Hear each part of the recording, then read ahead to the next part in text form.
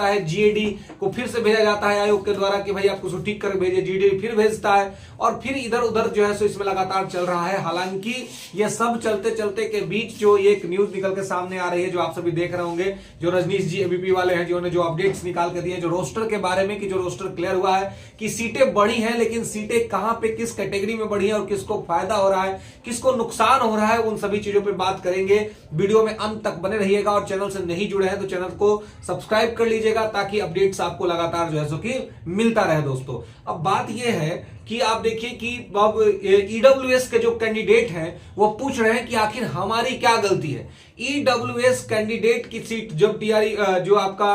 1 to 5 और 6 to 8 का result आया उसमें भी ईडब्ल्यूएस कैटेगरी और अन्य कैटेगरियों में सीट कम हुआ और बाकी जगहों पे सीट बढ़ी थी। यहां पर भी जिस तरीके से रोस्टर आया है और रोस्टर पे बात हो रही है उसमें ईडब्ल्यूएस को फिर से जो है वो सीट उसका कम हो गया है। तो ईडब्ल्यूएस कैटेगरी को क्या मतलब उनको लग रहा है कि भाई हम कौन सा अपराध कर रहे हैं कि हमारे साथ ऐसा सरकार जो है सो कि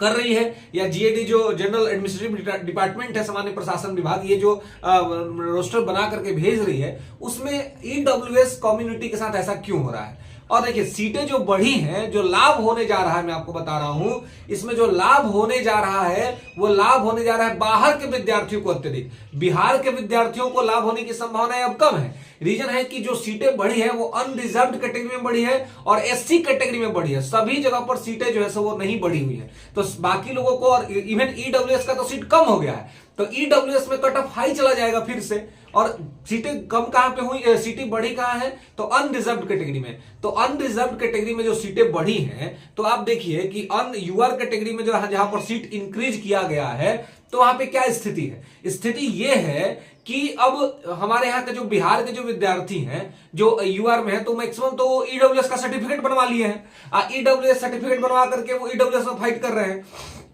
है ना। जो मैक्सिमम तो सामान्य मध्यम वर्गीय परिवार का लड़का लड़की है जनरल में, तो वो सब ईडब्ल्यूएस का सर्टिफिकेट बनवाए हुए हैं, ईडब्ल्यूएस से फाइट कर रहा है। तो अनरिजर्व कैटेगरी में अल्टीमेट जो एंड ऑफ द टाइम जो फाइट करेंगे वो फाइट कौन करेंगे, वो फाइट करेंगे बाहर के छात्र, क्योंकि बाहर के जो भी छात्र होंगे वो यूआर में आएंगे बिहार में, तो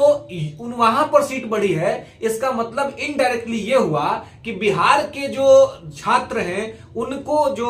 ईडब्ल्यूएस कैटेगरी में है, जो यूआर में थे और ईडब्ल्यूएस कैटेगरी में अपना सर्टिफिकेट बनवा करके फाइट कर रहे हैं, उनको होगा हानि और इससे बाहर के छात्रों की हो जाएगी बल्ले बल्ले। जो बाहर के छात्र आकर के बिहार में एग्जाम दे रहे हैं टीआरई में उनको होगा फायदा, क्योंकि अनरिजर्व्ड कैटेगरी में सीट को बढ़ाया गया है। तो अनरिजर्व्ड कैटेगरी में चूंकि सीट बढ़ी है तो सीधी सी बात है कि वहां पर जो है सो लाभ किसको होगा, अत्यधिक लाभ बाहर के छात्र होगा, बिहार के छात्रों को मिनिमम लाभ होगा। इसके अलावा एससी कैटेगरी को फायदा होगा, एसटी कैटेगरी को फायदा होगा, जो 1 to 5 और 6 to 8 के रिजल्ट में भी हुआ था वो यहां पे भी होगा। लेकिन BC1, BC2 और ईडब्ल्यूएस इनको एक बार फिर से जो है वो हानि होने जा रही है, इनकी सीटें कम हो रही हैं। ईडब्ल्यूएस को तो सबसे ज्यादा लॉस हो रहा है। तो ये इस तरह की चीजें क्यों की जा रही है, ये नहीं होना चाहिए था कि आप ईडब्ल्यूएस का जब सीटें इंक्रीज हो रही हैं तो सारे कैटेगरी में सीटें इंक्रीज होनी चाहिए, सब जगह पे बढ़ाइए। कम जब होता है तो सब में कम होता है, तो जब बढ़ रहा है तो केवल कुछ पार्टिकुलर में क्यों बढ़ रहा है, सब बढ़ाना है तो सबको बढ़ाइए, घटाते हैं तो आप सबका घटा ही देते हैं। तो कहने का मतलब है कि जब आप सीट को इंक्रीज कर रहे हैं, सीट जब आपकी बढ़ रही है तो ऐसे बढ़ते हुए सीटों के स्थिति में आपको ईडब्ल्यूएस कैटेगरी के सीटों को भी बढ़ाना चाहिए था, उनके सीट को जो है सो कि नहीं घटाना चाहिए था, क्योंकि ईडब्ल्यूएस इकोनॉमिक वीकर सेक्शन में भी गरीब, वंचित और कमजोर छात्र हैं जो कर्जा लेकर के तैयारी कर रहे हैं, जो अपना बहुत मेहनत करके पढ़ाई कर रहे हैं और उनको भी नौकरी की आवश्यकता है महोदय। तो प्रयास करें कि भाई उनको भी उसको जो है वो रिजल्ट में लाभ दिया जाए, उनकी सीटें जो है सो वो इंक्रीज की जाए, और साथ में BC1, BC2 के जो अभ्यर्थी हैं उन्हें भी किसी प्रकार की हानि न हो, इस बात का ख्याल भी सरकार को जो है कि रखना चाहिए।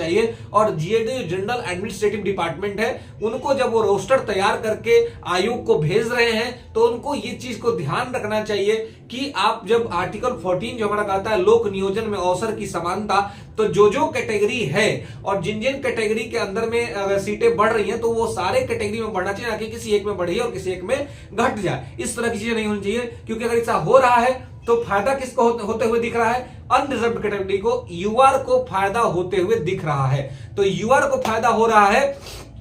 इसमें आप समझिए कि बिहार के छात्रों को नहीं हो रहा है फायदा, छात्रों को जो फायदा हो रहा है वो बाहर के छात्रों को फायदा हो रहा है। बिहार से बाहर के जो छात्र हैं वो इसमें लाभान्वित हो रहे हैं, बिहारी छात्र इसमें लाभान्वित नहीं हो रहे हैं। ठीक है, तो इस चीज को जो है सो यहां पर इसको ध्यान रखना है और इसको आपको जो है सो कि समझना है कि यहां पर किसको हानि किसको हो रही है, यहां पर लॉस किसको हो रहा है। तो लॉस जो सर्वाधिक हो रहा है वो ईडब्ल्यूएस कैटेगरी के छात्रों को जो है सो कि सर्वाधिक लॉस हो रहा है। ठीक है, तो ये चीजें नहीं होनी चाहिए, उनके साथ न्याय होना चाहिए, उनके साथ जस्टिस होनी चाहिए। तो सीधा सा बात है कि जब वहां पर सीट नहीं बढ़ रहा है, इसका मतलब कि ईडब्ल्यूएस के कैटेगरी में जो सीटें हैं वो चूंकि कम हो रही हैं, तो वहां पर कट ऑफ हाई जाएगा और संभव है कि जो अनरिजर्व्ड कैटेगरी है वहां पर कट ऑफ थोड़ा कम चला जाए। एससी कैटेगरी में, एसटी कैटेगरी में कट ऑफ कम जाएगा, लेकिन बाकी वहां पर जो है सो कट ऑफ जो है सो आपको बढ़ जाएगा दोस्तों। तो प्रयास करें कि ये सब चीज जो है सो कि आयोग को इसको कंट्रोल करना चाहिए, इसको नहीं होने देना चाहिए, सभी लोगों को बराबर लाभ मिले, इस बात का ही ध्यान रखना चाहिए। तो चलिए दोस्तों, फिर मिलेंगे अगले वीडियो में, तब तक सुखी रहिए, स्वस्थ रहिए।